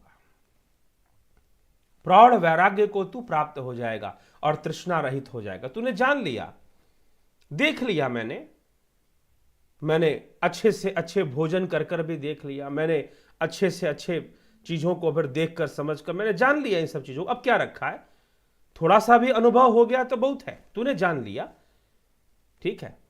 क्योंकि ज्यादा अनुभव करने के चक्कर में पड़ेगा तो अंगुली जो इतनी सी जलनी थी वो ज्यादा जल जाएगी फिर से। इनके प्रकृति को जान लो कि भोगों की क्या प्रकृति है, ये कभी शांत होने वाले नहीं है। तो इनको जान लेना, और इनको जान लेने के बाद फिर तृष्णा मात्र स्वरूप बंधन है। यह जो तृष्णा मात्र स्वरूप, जो भोगों को भोगने की तृष्णा तेरे अंदर बार बार पैदा होती है ना, वही तो बंधन है, वही तो जन्म मरण का कारण है, वही तो तुझे बार बार विभिन्न योनियों में भटकाती है, बार बार विभिन्न शरीरों को धारण करने की प्रेरणा देती है, और बार बार उन्हीं भोगों को भोगने के लिए तो शरीर धारण करता है। तुझे उनकी लत लग गई है, तो उसके बंधन में आ गया है। इस बंधन को तोड़ना है, इस बंधन को काटना है, इस आदत को खत्म करना है। तो तृष्णा मात्र स्वरूप बंधन है, उसका नाश मोक्ष कहा जाता है।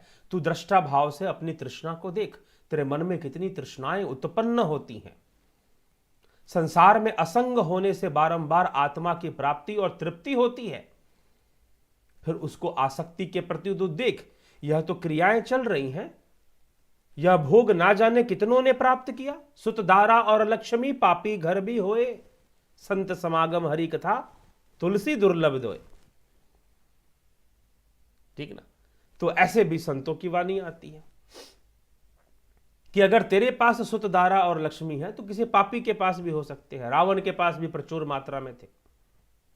ठीक है, तो वह कोई विषय नहीं है। तू अपना वहां से ध्यान हटा, उनका अनादर कर, उनको आदर देना बंद कर, इन सभी भोग विषयों को, कामनाओं के विषयों को, और अपनी आत्मा की ओर देखना शुरू कर।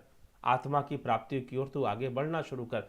फिर आखिरी श्लोक में, तू एक शुद्ध चैतन्य स्वरूप है, संसार जड़ और असत्य है, वैसे ही वह अविद्या भी असत्य है। ऐसा होने पर भी तुझको क्या जानने की इच्छा है? अब और क्या जानना चाहता है?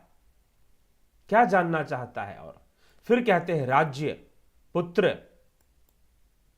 स्त्रियां, पत्नियां, शरीर और सुख आसक्त पुरुष के नष्ट हुए हैं। कितने जन्मों में तूने ये सब कर्म किए हैं और तेरे नष्ट हो गए, इस जन्म में भी नष्ट हो जाएंगे। इस जन्म में भी ये सारी चीजें नष्ट हो जाएंगी। अगर तू राजा है, तेरा राज्य भी नष्ट होगा, तेरे पुत्र भी तेरे लिए नष्ट हो जाएंगे मृत्यु आते ही। यह कोई चीज टिकने वाली नहीं है और तू इन्हीं सब चीजों में फंसा हुआ है। राज्य, पुत्र, स्त्रियां, शरीर, सुख, वैभव आसक्त पुरुष के नष्ट हुए हैं और तेरे भी ये सब हर एक जन्म में नष्ट हुए हैं। क्या तुझे समझ में नहीं आ रहा? यही तो जानना था। इसको जान गया है, अगर यह बात समझ में आ गई है तो तू प्रौढ़ वैराग्य को प्राप्त होगा। प्रौढ़ वैराग्य, एक मैच्योर वैराग्य, एक मैच्योर वैराग्य का होना जरूरी है। तब जो वैराग्य आएगा उसमें प्रौढ़ता होगी, उसमें मैच्योरिटी होगी, उसमें परिपक्वता होगी। लेकिन कोई सिद्धि प्राप्ति करने निकल गया है, सिद्धि प्राप्त करेगा, पूरी दुनिया पे राज करेगा। यह दुनिया अपने ऊपर किसी को राज करने नहीं देती, इस दुनिया का रहस्य है। जिन्होंने राज करने की कोशिश की वो मुंह की खाकर गिरे, बहुत बुरी मौत मरे। सिकंदर जैसा, क्या हो गया उसका, कहां गायब हो गया? ठीक है, तो मित्रों, इन सब विषयों पर विचार कर लेना चाहिए, समझ लेना चाहिए, तब प्रौढ़ वैराग्य की स्थिति प्राप्त होती है। तो प्रौढ़ वैराग्य जब तक नहीं मिलेगा, वैराग्य नहीं, प्रौढ़ वैराग्य, यहां पर महर्षि अष्टावक्र ने प्रौढ़ वैराग्य शब्द का प्रयोग कर कर और अपने इन 6 श्लोकों से, 10वें प्रकरण का 6 श्लोक, समझे उसे। बहुत गुण विषय है ये, बहुत गुण विषय है, लेकिन जितना समझ में आएगा उतने आनंद की अनुभूति होगी। जितना समझोगे उतना आनंद भी आना शुरू हो जाएगा कि भाई कितनी समझदारी वाली बात लिखी गई है। प्रौढ़ वैराग्य क्या है, तो यह समझ लेना जरूरी है। जबरदस्ती का वैरागी मत बनो, जबरदस्ती के आश्रमों में जाके भर्ती मत हो जाओ, जबरदस्ती का ब्रह्मचर्य पालन मत करो, जबरदस्ती का सन्यासी मत बन जाओ। यह माया प्रबल तो है ही, जानोगे ना, जानने की बात। क्यों महर्षि अष्टावक्र जानने की बात क्यों कह रहे हैं? क्योंकि जिस विषय में तुम जानोगे, अगर यह वैरी, कामनाएं वैरी हैं, वैरी मतलब शत्रु हैं, कामनाएं शत्रु हैं, अगर तुम अपने शत्रु को सही से नहीं जानोगे तो उस पर विजय कैसे प्राप्त करोगे? अगर तुम्हें अपने शत्रुओं पर विजय प्राप्त करना है तो तुम्हें शत्रुओं का जितना ज्ञान होगा उतना अधिक तुम उन पर अपना नियंत्रण रख पाओगे। अगर तुम उसकी कमजोर नब्ज जानते हो तो उन पर नियंत्रण रख पाओगे। अगर तुम अपने मन की कमजोर नब्ज जानते हो, मन की गति को समझते हो कि मन कोई दिशा कैसे पकड़ता है, अगर तुम भोग विषयों की गति को समझते हो तो तुम्हारी अपने आप उनके प्रति आसक्ति खत्म हो जाएगी। तुम अपने आप उनसे दूरी बना लोगे, तुम अपने आप वो दूरी विकसित होनी शुरू हो जाएगी, वैराग्य अपने आप होने लगेगा। राजा यति को अपने आप ही वैराग्य मिलना शुरू हो गया। इसलिए महर्षि अष्टावक्र कहते हैं कि बस तुम भोग विषयों के विषय को सही से समझ लो, सही से जान लो कि वह उनका सत्य क्या है। ज्ञान की दृष्टि से, दृष्टा भाव से तुम संसार के सभी भोगों को भोगोगे तो उनका सत्य तुम्हारे सामने आ जाएगा कि यह कितनी बड़ी तृष्णा है, यह कितनी बड़ी तृष्णा है, और तुम इस तृष्णा में दुखी होते जा रहे हो। राजा ययाति को लगने लगा कि मैं इस तृष्णा में, अब जो भोगी प्रवृत्ति का व्यक्ति होगा वो तो सोचेगा भाई ययाति तो बड़े भाग्यशाली हैं, जो सुख, जिन अप्सराओं का सुख देवताओं को प्राप्त होता है दुर्लभता से, वह तो राजा ययाति को मनुष्य जीवन में ही प्राप्त हो रहा है। आप सोचेंगे कि भाग्यशाली है, लेकिन राजा ययाति समझ रहे हैं कि मैं कोई भाग्यशाली नहीं हूं, मैं तो फंसा हुआ हूं, मैं तो फंसा हुआ हूं, मुझे इस तृष्णा से मुक्ति मिले। जो भोगी प्रवृत्ति का व्यक्ति है वो सोचेगा कि भाई ययाति तो बड़ा भाग्यशाली है, देवताओं का सुख, अप्सराओं का सुख वो तो मनुष्य जीवन में ही प्राप्त कर रहा है। इतनी बड़ी उपलब्धि, इतनी बड़ी उपलब्धि, जिसने बहुत धन एकत्र कर लिया वो आपके लिए बहुत ही उपलब्धिवान हो जाता है, वो बड़ा ही समझदार व्यक्ति हो जाता है। ठीक है, श्री कृष्ण कहते हैं या निशा सर्वभूतानाम तस्याम जागृति संयमी यस्याम जागृति भूतानि सा निशा पश्यतो मुने। या निशा सर्वभूतानाम, जो सभी भूत प्राणी है, या निशा रात्रि में जो सोते हैं, तस्याम जागृति संयमी, संयमी व्यक्ति जागता है, जो संयमी है, जो सिद्धि की ओर बढ़ने वाला है, वो जागता है, वो नहीं सोता उस रात्रि में। यस्याम जागृति भूतानि, जो भूत प्राणियों के लिए, जो सांसारिक लोगों के लिए, यहां पर भूतानि शब्द सांसारिक लोगों के लिए जो जागना है, यस्याम जागृति संयाम भूतानि, जो सांसारिक लोगों के लिए जागना है, वह मुनियों के लिए सोने के समान है।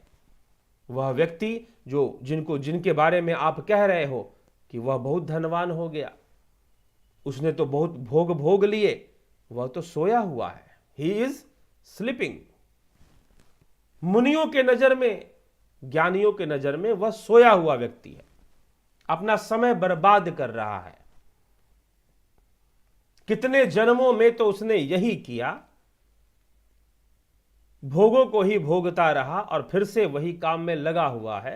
अरे भाई अब तो समझ जा, अब तो समझ जा, अब तो थोड़ा सा, अब तुझे मनुष्य जीवन भी प्राप्त हुआ है, अब समझ और थोड़ा सा अपनी आत्मा की ओर देख, अपने भीतर भी देख। तू अपने आप से बहुत दूर भाग रहा है, अपने भीतर देख। तो यह प्रेरणा बार बार दी जा रही है, अपने आत्म स्वरूप को जानो। जैसे ही संसार के प्रति तुम अनासक्त होगे, अपने आत्म स्वरूप को जानने लगोगे। बस अष्टावक्र महागीता का एक मुख्य विषय यह है, एक मुख्य उपदेश यह है कि तुम कुछ भी जबरदस्ती मत करो, जानकर समझ कर करो।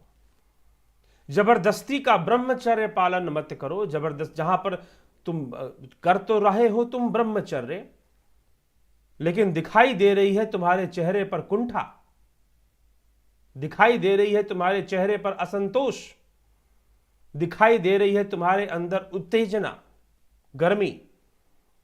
एक मुझे ऐसे ब्रह्मचारी मिले, वो बात बात पर गर्म हो जाते, बात बात पर। मैंने कहा कि महाराज क्या फायदा, हमने तो सुना कि हम एक किसी ब्रह्मचारी के दर्शन करने आ रहे, आप तो बात बात पर, क्या चक्कर क्या है? ब्लड प्रेशर नपवा दिया जाए, क्या कर दिया जाए? तो ऐसा कुंठा युक्त तुम पालन करके क्या मिल जाएगा तुम्हें? अपरिपक्व तो छोड़ दीजिए, एक मात्र प्रदर्शन मात्र का वैराग्य, प्रदर्शन मात्र की साधुता, ठीक ऐसा मत बनो। ना अपने लिए कुछ कर पाओगे और ना समाज को कुछ ठोस दे पाओगे, समाज को भी कुछ ठोस नहीं दे पाओगे। यही उपदेश यहां पर भी मिल रहा है। जानो, तुम जानकर ही, समझ कर ही जब वैराग्य की ओर बढ़ोगे तो वो प्रौढ़ वैराग्य होगा। वह वैराग्य तुम्हारे अंदर की आवाज होगी। वह वैराग्य वैराग्य नहीं होगा, वो कोई भाग कर या घूमने फिरने वाले घुमक्कड़ू साधुओं का वैराग्य वह नहीं होगा। वह वैराग्य तुम्हारी परिपक्वता का वैराग्य होगा, वह वैराग्य तुम्हारे अनुभव का वैराग्य होगा, वह वैराग्य तुम्हारी जरूरत होगी। तुम ऐसे ही नहीं ईश्वर से प्रेम करो, ईश्वर से प्रेम करो, ईश्वर से प्रेम करो। अरे भाई प्रेम कैसे होगा? क्या कहने कहने से हो जाएगा? ठीक, तो यहां पर महर्षि अष्टावक्र यह विशेष बात और गहरी बात यहां समझा रहे हैं। अपरिपक्व नहीं, प्रौढ़ वैराग्य को प्राप्त हो जाओ, प्रौढ़ वैराग्य को। तो यह कैसे होगा? समझदारी से होगा, विवेक से होगा। जबरदस्ती से कोई वैराग्य नहीं आता, जबरदस्ती से कोई सन्यास नहीं होता, और जबरदस्ती से कोई ब्रह्मचर्य भी नहीं होता। ठीक, तो मित्रों यही आज के 10वें प्रकरण का यह विशेष था। कहने के लिए इसमें बहुत कुछ है, कहेंगे तो और 1 घंटा बोल जाएं, बात अलग हो जाएगी, लेकिन हम विचार करें। आइए आपके प्रश्नों को देखते हुए चलते हैं। तरनजीत सिंह जी, गुरुजी प्रणाम। गुरुजी, क्या अगर कोई बीमार है तो यह कहा जा सकता है कि तीनों गुणों की विषमता के कारण ही रोगी है? जी नहीं, तीनों गुणों की विषमता के कारण उसका अस्तित्व है। तीनों गुणों की विषमता के कारण ही वह इस योनि में भटक रहा है। उसका जीव होना ही तीनों गुणों के विषमता के कारण है। जहां तीनों गुण सम हो जाए वहां तो ब्रह्म हो जाओगे। तो 3 गुणों की विषमता के कारण ही तो तुम जीव हो। अरे जीव होना भी एक बीमारी है, यह जीव होना भी एक बीमारी ही है, मान के चलो। ठीक, तो रोगी जो है, अगर आप शरीर की बात करेंगे तो कफ वात पित्त के असंतुलन से रोग बनता है। कफ वात पित्त संतुलित मात्रा में हो जाए तो शरीर का रोग दूर हो जाएगा। लेकिन रोग तो मन को भी लग जाया करते हैं ना, उनका क्या होगा? फिर मन के रोगी का क्या होगा? उस पर भी हमें विचार कर लेना चाहिए। वह तो गुणों की समता से ही हटेगा। चलिए, नमस्ते गुरुजी। चंदन जना, मैं अपने को जानने के बहुत इच्छा रहता हूं, लेकिन क्यों नहीं हो पा रहा है? प्लीज अभ्यास कीजिए, दृष्टा साक्षी भाव का अभ्यास। नहीं हो पा रहा है, साधना शुरू कीजिए। हमारे जुपिटर मेंबरशिप को ज्वाइन कीजिए, ज्वाइन कीजिए और साधना शुरू कीजिए। ठीक है। राजू पाल जी, जैसे श्री कृष्ण। गुरु जी सतकोटि प्रणाम। जय श्री कृष्ण जी। रेणु पांडे जी, सर निद्रा और स्वप्न और समाधि में क्या अंतर है? जागृत और निद्रा के बीच ये स्वप्न क्यों होता है? यह तो चेतना का स्तर है, विभिन्न चेतना के स्तर मात्र हैं, और समाधि तो लय की प्रक्रिया है, वह तो लय की प्रक्रिया है। निद्रा और स्वप्न यह चेतना के विभिन्न स्तर है। स्वप्न है चेतना का सूक्ष्म स्तर, सूक्ष्म लोक में चेतना गमन करती है, हिरण्य गर्भ लोक में, तेजस लोक में चेतना गमन करती है, और फिर जब वहां भी नहीं होती तो प्राज्ञ में रहती है, जहां पर संस्कार बीज रूप में रहते हैं। वहां कर्म नहीं होता। सुषुप्ति अवस्था में कर्म नहीं होता, लेकिन संस्कार होते हैं।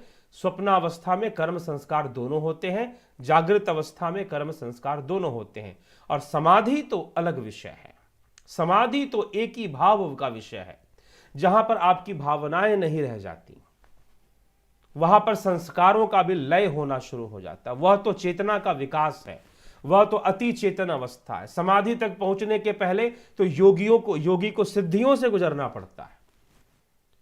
इस विषय में पतंजलि योग सूत्र के व्याख्यान पर जाएं, विभूति पाद, साधना पाद, चार ही पाद हैं, 4 अध्याय हैं पतंजलि योग सूत्र के अंदर, उस पर जाएं।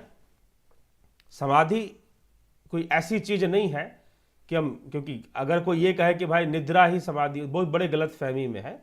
शास्त्रों का अध्ययन बहुत ही कमजोर है, इसका मतलब यह है। अध्ययन मात्र भी होता तो मांडुक्य कारिका में इसी विषय पर निद्रा और समाधि एक अध्याय ही है इस विषय पर। उसको एक बार भी अगर कोई पढ़ लेना, उसके जितने भी श्लोक है आप पढ़ लें, तो स्पष्ट वहां पर किया गया है कि निद्रा और समाधि, गलती से भी इसे एक मत समझ लेना, जमीन और आसमान का अंतर है, जमीन और आसमान का। ठीक, निद्रा और समाधि के बीच में समाधि और समाधि से पूर्व तो सिद्धियां हैं। योगी के अंदर योग सिद्धियों का विकास हो जाता है, इससे पहले कि वो समाधि की ओर पहुंचे। वह समाधि तक पहुंचे उससे पहले तो वो सिद्ध हो जाएगा, उसके अंदर अनेक, उसकी चेतना जो है इंद्रियों के बंधन को तोड़कर काम करना शुरू कर देगी। अर्थात जो इंद्रियां नहीं देख सकती योगी वह देख लेगा, वह सुन लेगा, वह जान लेगा। ठीक है, तो यह विषय है। तो चलिए, इसलिए समाधि बहुत आगे की चीज है। स्वप्न निद्रा हमारी चेतना की एक साधारण मनुष्य के लिए, ये साधारण जीवों के लिए, प्रत्येक जीव, घोड़े हैं, कुत्ते हैं या बिल्लियां हैं, गाय, ये भी तो सोते हैं, स्वप्न भी देखते हैं। ठीक, तो ये सब भी इन अवस्थाओं में जाते हैं, समाधि में नहीं जाते। मनुष्य जाता है अपने योग बल से। जय श्री कृष्ण गुरु जी, सत्यकोटि सर। हाँ, हो गया। अब अमृतपाल जी, कोटि कोटि प्रणाम जी। आत्मा से परमात्मा, भगवान, ईश्वर, इन शब्दों का ऊपर बैन लगाना चाहिए, क्योंकि यह शब्द एक बहुत ही बड़ा, सो परमात्मा, भगवान, ईश्वर, इन शब्दों का बैन लगाना है। खुदा कहीं बाहर, परमात्मा कहीं बाहर है, ईश्वर कहीं बाहर है। जी हाँ, हाँ, बाहर कहने वाली जो बात है वह गलत है, वह हमारे सनातन धर्म के विरुद्ध का विषय है। जो ये कहते हैं कि ईश्वर कहीं बाहर है, वो हमारे भीतर नहीं है। सनातन धर्म की विशेषता ही यही है, अन्यथा बाहर कहने वाले तो लगे हुए हैं, कह रहे हैं, आतंकवादी भी बने हुए, आतंक भी मचा रहे हैं जो बाहर कह रहे हैं। ठीक है, तो आप बाहर मत कहिए। हमारा सनातन धर्म का मूल विषय ही यही है, हृदयेश अर्जुन तिष्ठति, मैं सबके हृदय में ही वास करता हूं, भगवान कह ही रहे हैं। तो आगे चलते हैं। गोपाल शर्मा, प्रणाम गुरु जी। मनुष्य जीवन के बाद भी जो बनता है उसे कभी नहीं खोजता, पर जो बनता नहीं उसे खोजने में ही पूरा जीवन बिता देता है। जी ठीक। गिरीश कुमार चौबे जी, जीव दुख सुख भोगता है, लेकिन जीव का मुक्त होने पर फिजिकल दुख कौन भोगता है? जीव के मुक्त होने पर फिजिकल दुख नहीं भोगेगा, वो फिर शरीर में नहीं है तो शरीर का दुख नहीं भोगेगा। ये है, जीव ही ब्रह्म है तो सत्य है, लेकिन आत्मा ब्रह्म है ये असत्य है। चूंकि आत्मा परम धीर, परम अकर्ता, सर्वव्यापी, जबकि ये ठीक है, ये शब्द हैं, आप शब्दों को पकड़िए, लेकिन साधना से विषयों को जानिए, वही बेहतर है। तो इन विषयों को, तो शब्द है कि भाई हमने इस शब्द का प्रयोग इस अर्थ में कर दिया, इस शब्द का प्रयोग उस अर्थ में कर दिया। ठीक, हम सबको अलग अलग देखना चाहते हैं, और वेदांत ब्रह्म का विवर्त देखता है, सब कुछ को ब्रह्म का विवर्त मानता है। तो परम पूज्य, अब अष्टावक्र महर्षि, तो आत्मा के, यहां पर अष्टावक्र गीता में आत्मा की ही चर्चा हो रही है, लेकिन आत्मा को ब्रह्म भी माना जा रहा है, यह भी इसकी विशेषता। हम आत्मा को ब्रह्म ना माने और हम ब्रह्म मान ले, जब मानना ही है तो मान मात्र से क्या होगा? योग ध्यान की अवस्था में उतरिए, तब जाकर किसी विषय को मानिए। सबसे अच्छा विषय क्या है? इस विषय में जानो तो मानो, ना तो छोड़ दो बातों को। क्या यह सत्य है? मन से होने वाली क्रिया यानी कर्म और प्रकृति से होने वाली क्रिया यानी कर्तव्य? जी नहीं, यह सत्य कैसे हो सकता है? प्रकृति से होने वाली क्रिया कर्तव्य कैसे हो जाएगा? कर्तव्य का संबंध कर्म से ही है। कर्म तो गीता के 3 अध्याय में साफ रूप से कह दिया गया है कि प्रकृति जनित सारे कर्म होते हैं, क्षण मात्र के लिए भी कर्मों का त्याग संभव नहीं है। तो मन से होने वाली क्रिया यानी कर्म कैसे हो जाएगा? मन क्या प्रकृति से स्वतंत्र है? क्या प्रकृति के वशीभूत है? मन का संपूर्ण निर्माण ही प्रकृति के ऊपर निर्भर है। अंतःकरण जो है वो अंतः प्रकृति है, वो उसे अंतः प्रकृति भी कहते हैं अंतःकरण को। तो वह प्रकृति ही सारा खेल खेल रही है। मन से होने वाले सारे कर्म, चाहे वो आपके विचारों के रूप में क्यों ना हो, वह प्रकृति के कारण ही है। कर्म का पूरी जिम्मेदारी प्रकृति के पास है, वो चाहे सूक्ष्म रूप में हो, चाहे मानसिक रूप से हो, चाहे वाणी से हो, मनसा वाचा कर्मणा हम कहते हैं ना, चाहे वो इंद्रियों के द्वारा कर्मों से हो, तो वो सब का सब प्रकृति के द्वारा ही हो रहा है। चले आगे चलते हैं।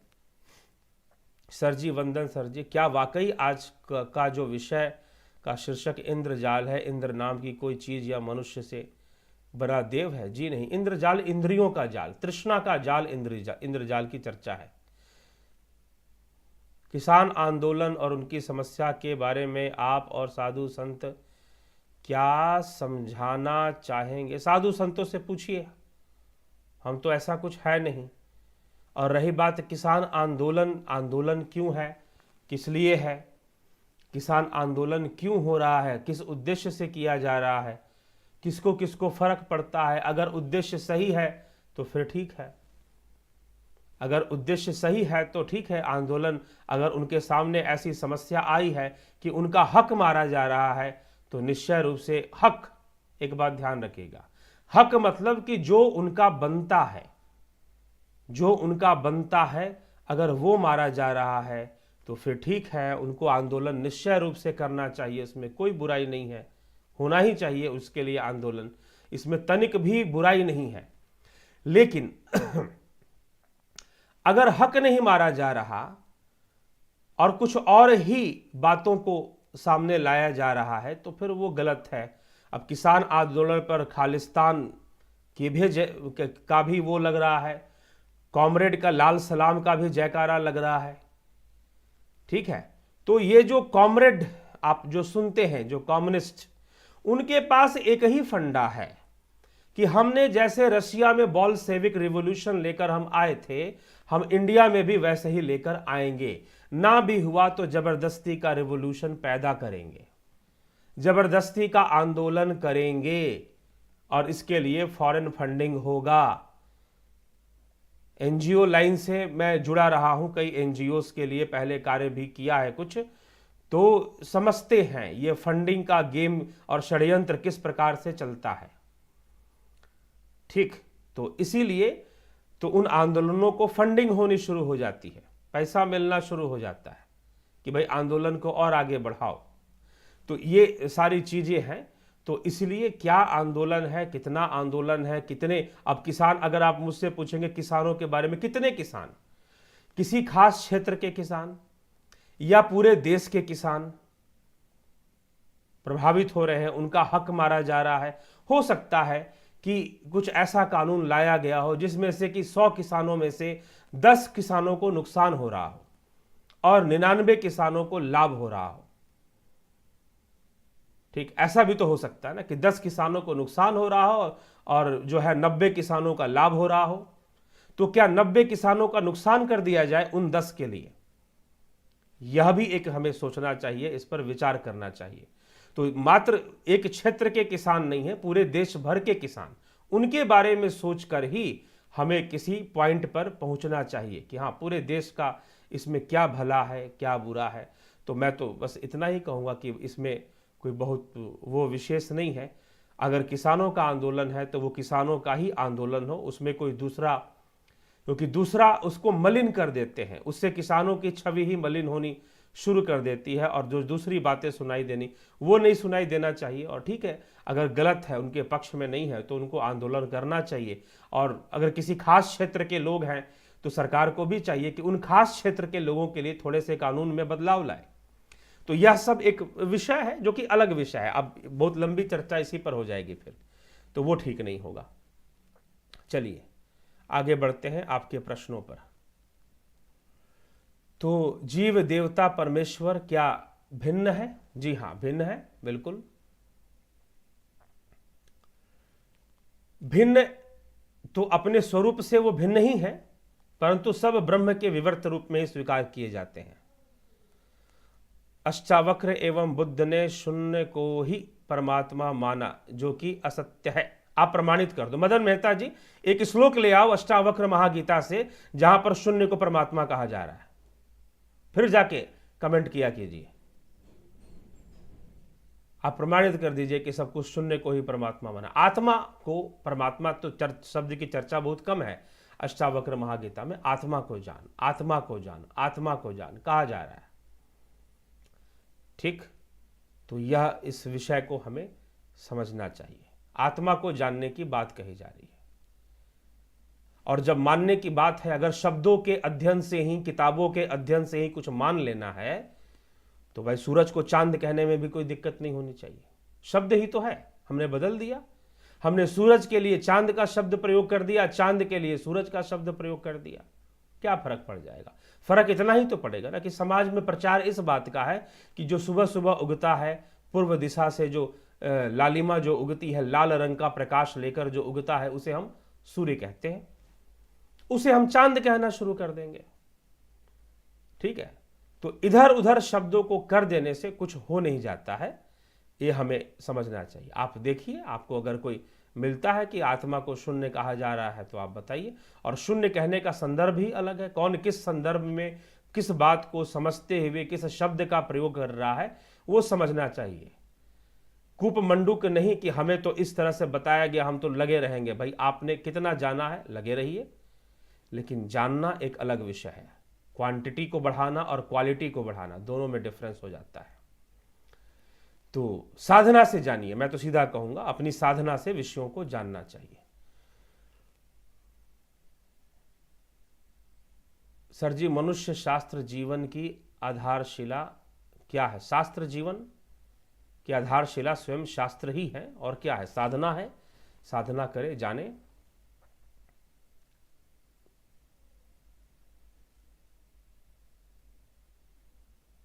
ठीक,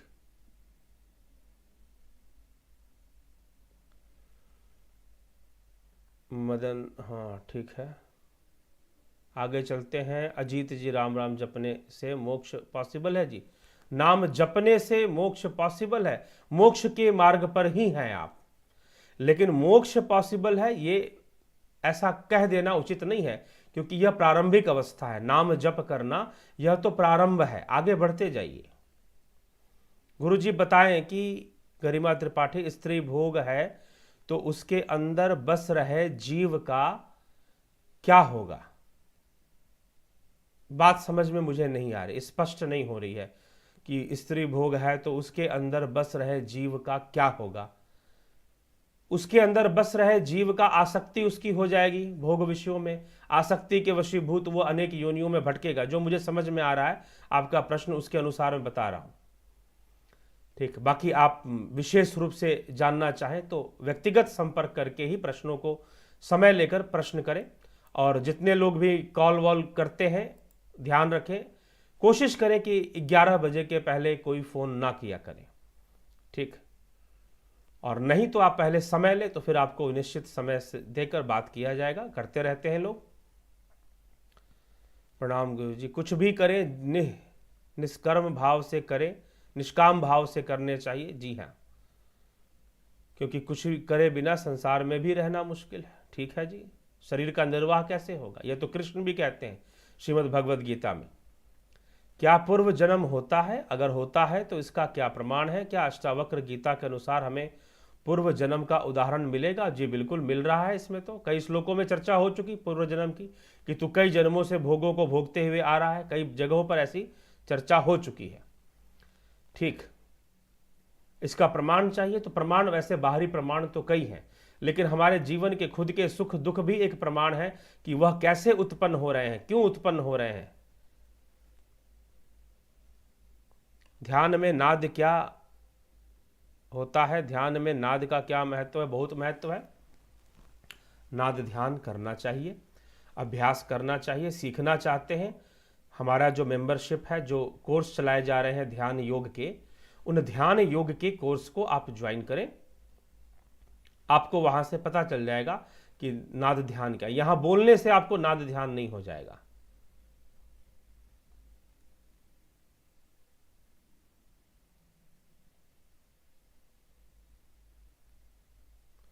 मैंने बहुत बार देखा है कि आप हिंदी कमेंट के बजाय इंग्लिश में लिखे हिंदी कमेंट स्पष्ट पढ़ते हैं। क्या हम वैसे ही लिखे? नहीं जी, हिंदी में ही लिखिए। आप हिंदी को हिंदी में ही लिखें।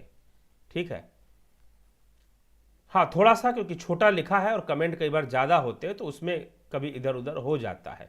इसलिए तो कहते हैं थोड़ा हाईलाइटेड अगर आप कर सकें तो। हाईलाइटेड करने का सिस्टम थोड़ा अलग है इसमें, लेकिन हो जाता है। हाईलाइटेड कमेंट्स भी आते हैं, तो अगर कर सके तो बड़ी अच्छी होगी। गुरुजी, अगर आप सब इच्छाएं, वासनाएं, तृष्णा त्याज्य है तो यह शरीर धारण करते वक्त हम सब क्यों धारण करते हैं? शरीर में क्यों आते हैं? तृष्णाओं के कारण आते हैं, वासनाओं के कारण ही शरीर धारण करते हैं। ठीक, तो उन्हीं के दबाव में हम शरीर को धारण कर लिया करते हैं। तो इसलिए हम समझे। सभी का बहुत बहुत अभिनंदन। दीपा मैकलिस्टर जी, आपके इस अनुदान के लिए बहुत बहुत आपका आभार। और अभिनंदन आपका। तो मित्रों चलिए, थोड़ी सी आज व्यवधान हुआ, नेटवर्क प्रॉब्लम से हल्का सा कुछ देर के लिए थोड़ा व्यवधान उत्पन्न हुआ था, और लेकिन व्यवधान उत्पन्न होने से कई मित्र जो जुड़ रहे होते हैं वो इधर उधर फिर हो लेते हैं, ये अभी देखने में आ रहा है। तो चलिए कोई बात नहीं, आगे बढ़ते हैं, और कल फिर 9 बजे हम एक विषय को, अष्टावक्र महागीता के बढ़ते हुए विषय को हम लेकर आएंगे और उस पर हम चर्चा करेंगे। तो जुड़े रहें, बने रहें। बहुत बहुत धन्यवाद।